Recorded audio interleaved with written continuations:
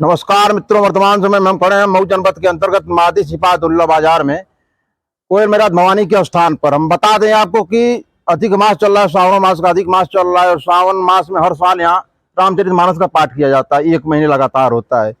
अब कब से होता है और क्या मकसद इन होगा, चलिए जानकारी लगी। इस बार 2 मास हो गया है और 2 महीने लगातार अनवरत डेली जो है रामचरितमानस का पाठ यहाँ हो रहा है। तमाम तरीके से तमाम भक्तगण आते हैं और तमाम फेमस ये मंदिर है मऊ जनपद में। यहाँ बहुत दूर दूर से लोग आते हैं, लगभग 400-500 किलोमीटर से लोग यहाँ आते हैं दर्शन करने के लिए।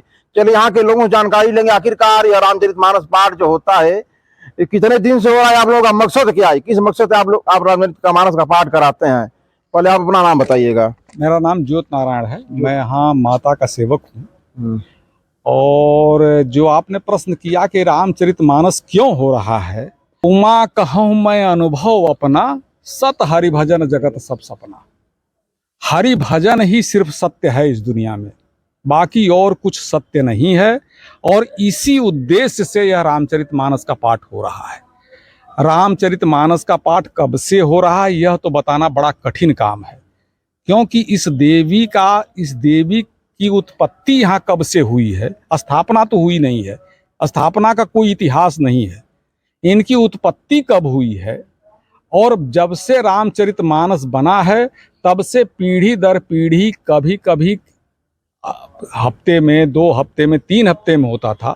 मान लीजिए कि 3 साल से श्रावण मास में अनवरत हो रहा है। वैसे तो पूरे साल श्री रामचरितमानस का पाठ यहाँ होता है, हमेशा होता है।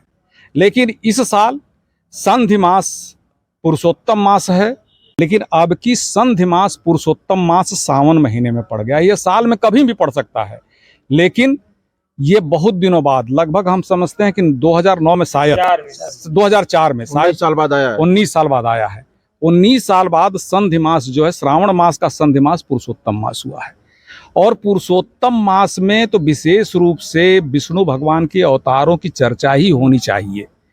श्रावण मास में शिव जी की चर्चा होनी चाहिए। और रामचरितमानस एक ऐसा, इसको चाहे धार्मिक ग्रंथ माने, वैसे तो यह ऐतिहासिक ग्रंथ है।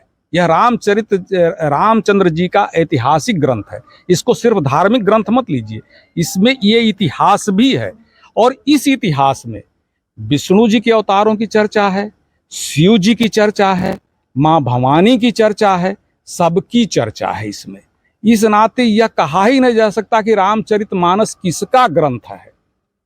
शिव जी का ग्रंथ है कि माँ भवानी का ग्रंथ है। संपुट जो है माँ भवानी का स्थान होने के नाते संपुट है। देव पूज पद कमल तुम्हारे, सुर नर मुन सब हों सुखारे।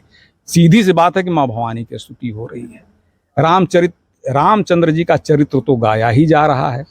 पहले ही तुलसीदास जी ने जो वंदना ही की है, उसमें भवानी शंकरो वंदे श्रद्धा विश्वास रूपिण, यही कहा है। तो यह तीनों लोगों का चरित्र है। मान लीजिए आप बता रहे हैं कि यहाँ मैंने पहले से ही होता चला आ रहा है। देखिए, हमारी बात को सुन लीजिए। हाँ, थोड़ा सा और आपसे बात हुई, आप बताए भी पहले से होता चला आ रहा है। हाँ, और आप लोग करा रहे हैं, अपने धर्म को निभा रहे हैं, अपने सिस्टम में जो भी है। आप अपने समाज को क्या संदेश देना चाहते हैं? समाज को यही संदेश है कि देव पूज पद कमल तुम्हारे, सुर नर मुनि सब हों सुखारे।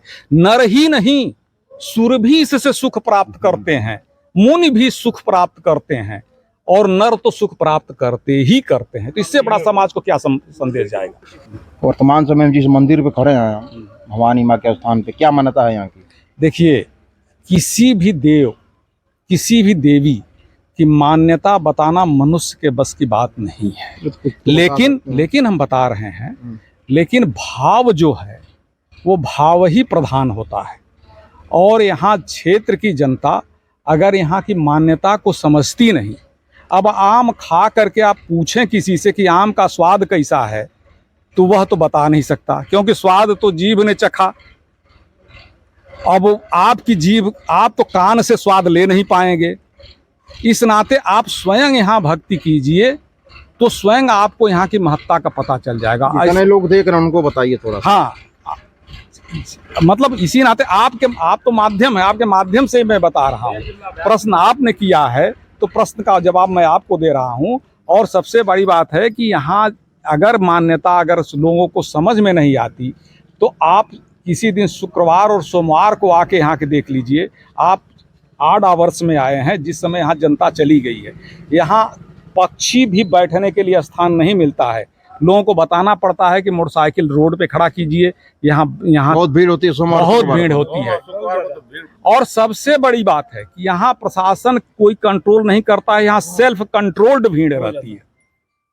प्रशासन का कोई मतलब नहीं है। प्रशासन आता भी है तो प्रशासन का कोई जरूरत नहीं पड़ती है प्रशासन की, यहाँ सेल्फ कंट्रोल्ड भीड़ रहती है।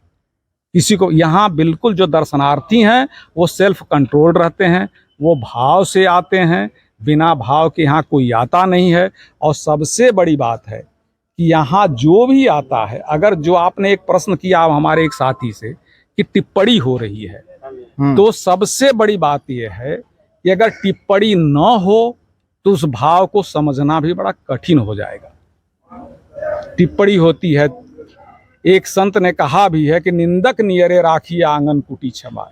अगर कोई निंदक नहीं रहेगा तो हम समझ नहीं पाएंगे कि है क्या चीज। चिंता होनी चाहिए। वो भाव कुभाव वाला खाल सहूं, चाहे वो भाव से माता जी का नाम ले, भाव से रामचरितमानस की एक चौपाई पढ़े या कुभाव से रामचरितमानस की एक चौपाई पढ़े, फल उतना ही प्राप्त होता है।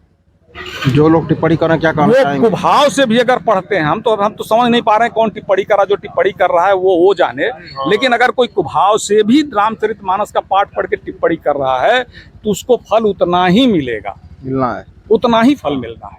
भाव से करे या कुभाव से करे, ये स्पष्ट वर्णित है। ये मैं अपने मन से नहीं कह रहा हूँ नाम ले रहा है कि भाव नाम जप रहा है। कुभाव वाला खाल सहूं, नाम जपत मंगल दिस दसहूं। एक दिशा में नहीं, मंगल दिस दसहूं, दसों दिशा में उसका मंगल होगा। रक्षा कवच में हमेशा दसों दिशाओं का वर्णन होता है कि कौन पूरब में रक्षा करेगा, कौन पश्चिम में रक्षा करेगा, कौन उत्तर में रक्षा करेगा, कौन दक्षिण में रक्षा करेगा, कौन ऊपर रक्षा करेगा, कौन नीचे रक्षा करेगा। लेकिन नाम लीजिए तो आपको किसी को नहीं वर्णन करना है कि कौन पूरब में रक्षा करेगा, कौन पश्चिम में रक्षा करेगा, कौन उत्तर में रक्षा करेगा, कौन दक्षिण में, कौन ऊपर, कौन नीचे रक्षा करेगा। वो दसों दिशा में अपने आप आप जपते रहिए, आप जपते रहिए। जपते वाह, क्या बात है, बहुत अच्छी सोच। 30 अगस्त को भव्य भंडारा है, रामचरितमानस का समापन है। भंडारे के लिए क्या कहना तो चाहेंगे? मैं यही कहूंगा समस्त क्षेत्रवासियों को कि उस भंडारे में सम्मिलित होकर प्रसाद ग्रहण करें 30 अगस्त को। और माँ का आशीर्वाद पाएं। माँ का आशीर्वाद। तमाम लोग थे, तमाम लोगों से तमाम चर्चाएं हुई। चलिए अगले वीडियो में कहीं और से मिलेंगे, तब तक के लिए धन्यवाद। जय हिंद, जय भारत।